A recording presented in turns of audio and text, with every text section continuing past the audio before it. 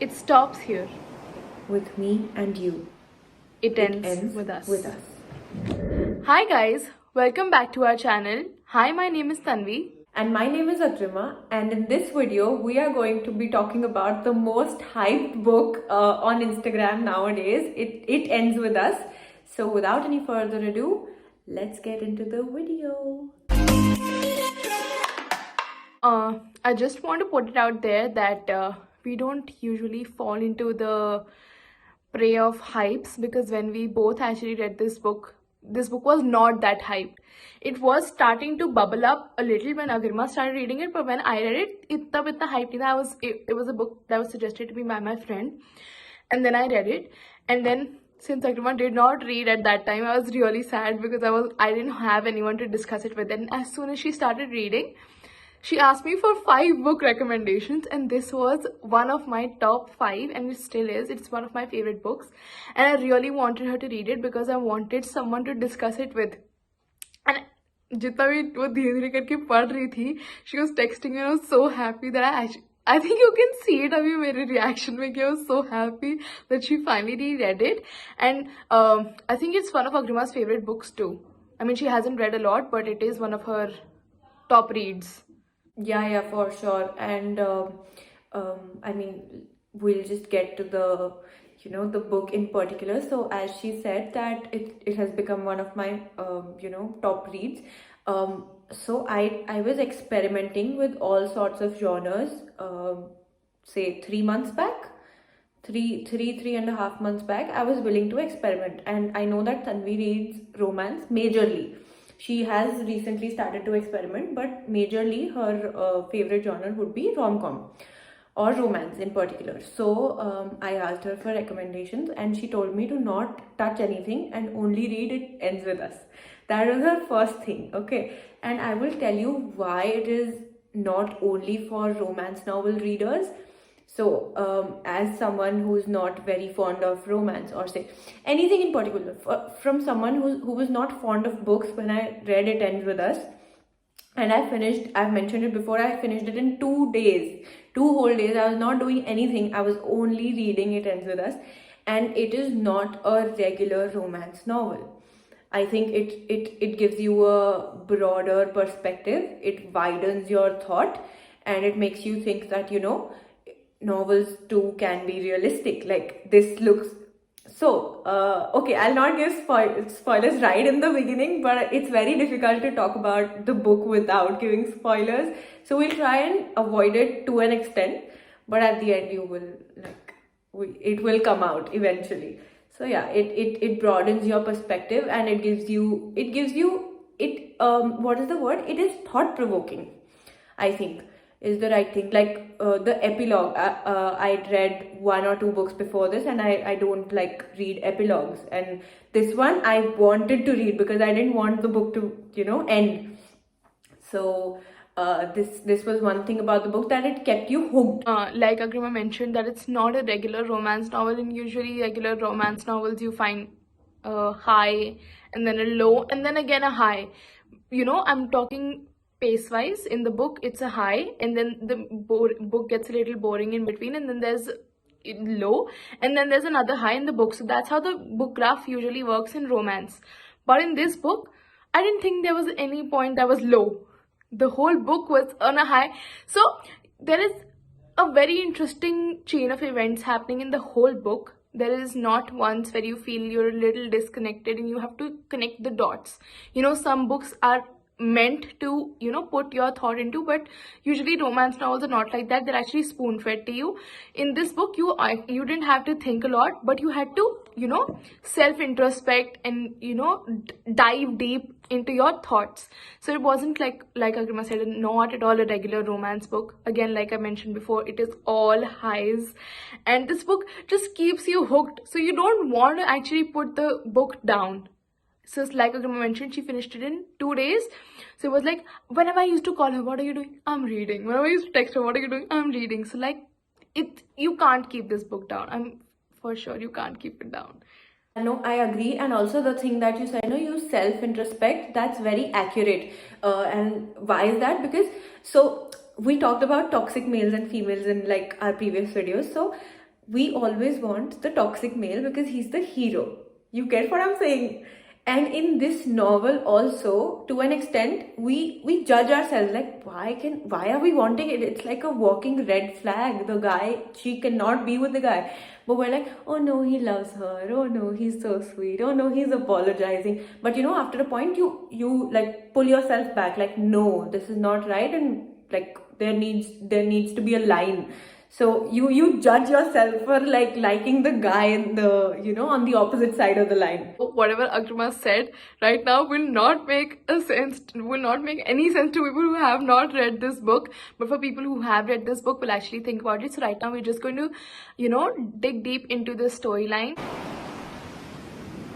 So if you don't want spoilers, you can probably skip this part a little, but we're going to talk about the storyline because otherwise we will not be able to talk about it, and we have so much inside us to talk about it.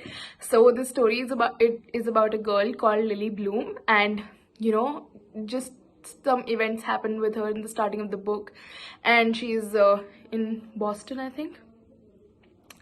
Yeah, she's somewhere, and then she meets this guy Ryle, and I'm rooting for them throughout the book. I was rooting for them, and now whatever Agrima said will make sense to you. I really thought Ryle was the perfect guy. He was ambitious, he was successful. Yeah, everything. He's caring, he used to donate to charity too. He's the perfect guy, the dream husband, the trophy husband, anything. So that, and then there's a love interest from Lily's past life, Atlas, who Agrima is going to talk about because Agrima is a fan of Atlas. Not that I'm not, but okay, I'll just say I'll choose Ryle, but I'm not going to tell you why. Tanvi is toxic. No! I should add Tanvi Chadda No! in the last video. See, I swear. That's it. That we're two different people here right now, and that's because, not because our views differ, but Agrima also wanted to defend whatever the guy did in the book because we were so attached to them as a couple together that we didn't want them to fall apart. So that's what the thing about this book is, that some events happen in which Ryle is not proven to be a good guy, and we can't reveal it obviously because you guys should read it on your own, but when you read it, then come back and watch this video. But some events happen, letting a major spoiler out, but okay. Even despite the spoilers, you should read the book, and there's nothing that should stop you from reading the book. Okay, anyways, if you want to skip this part, please go ahead. Anyways, so Tanvi took us through, he was the perfect this, that, everything. Then there were disturbances, there were arguments, fights, like normal, like, couples.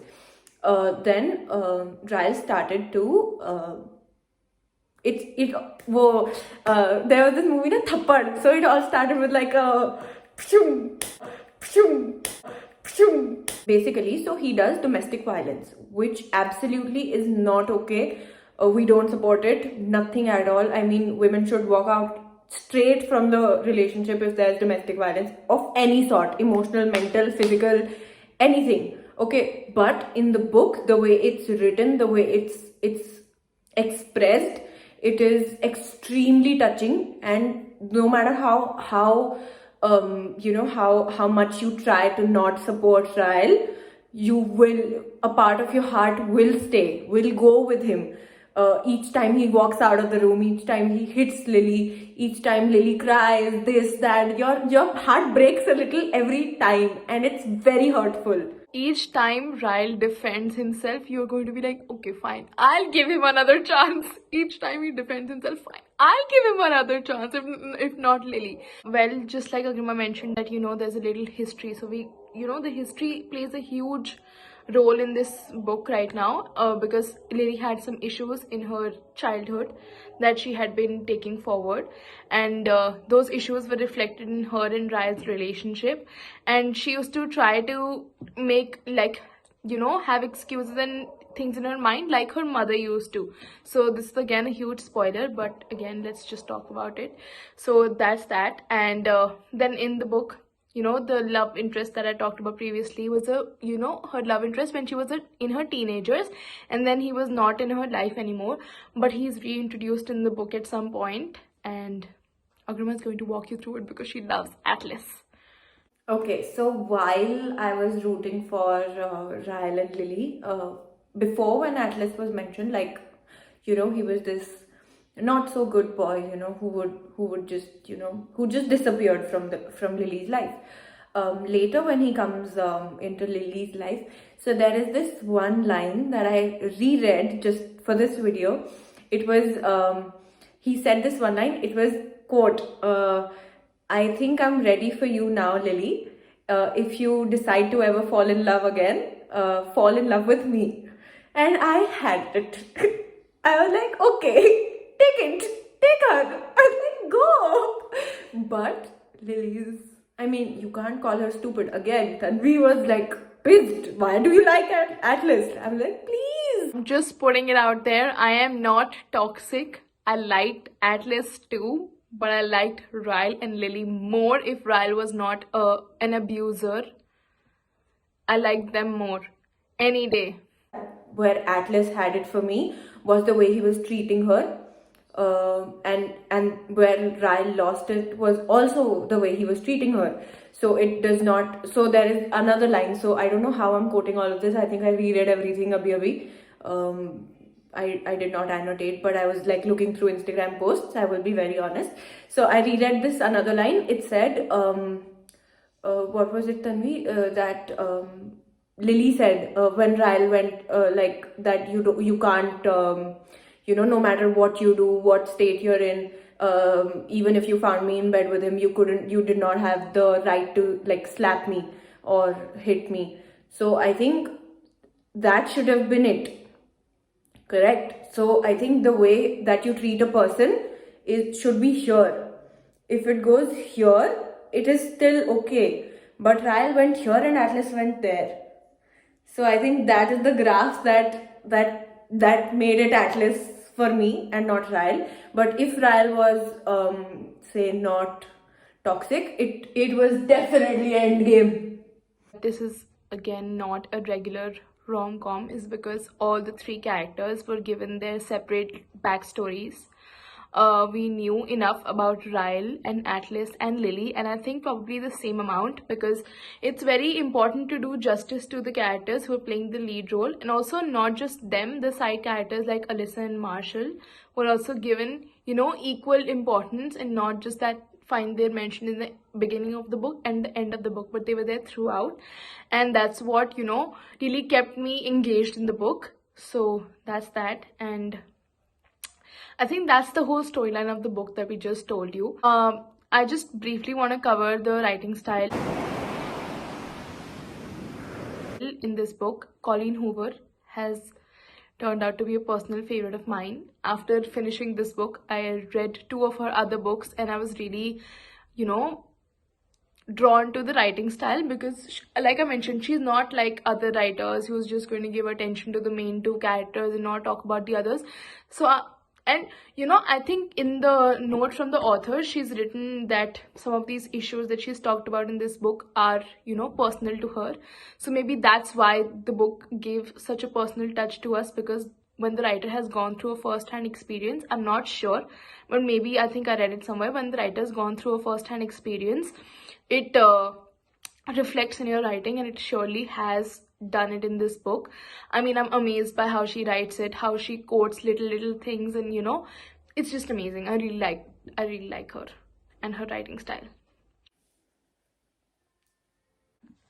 So spoiler alert, Atlas and Lily get together at the end of the book. I think it's just my personal opinion that the book would have had a much more powerful ending if Lily was alone and not with the guy at the end of the book. That's according to me.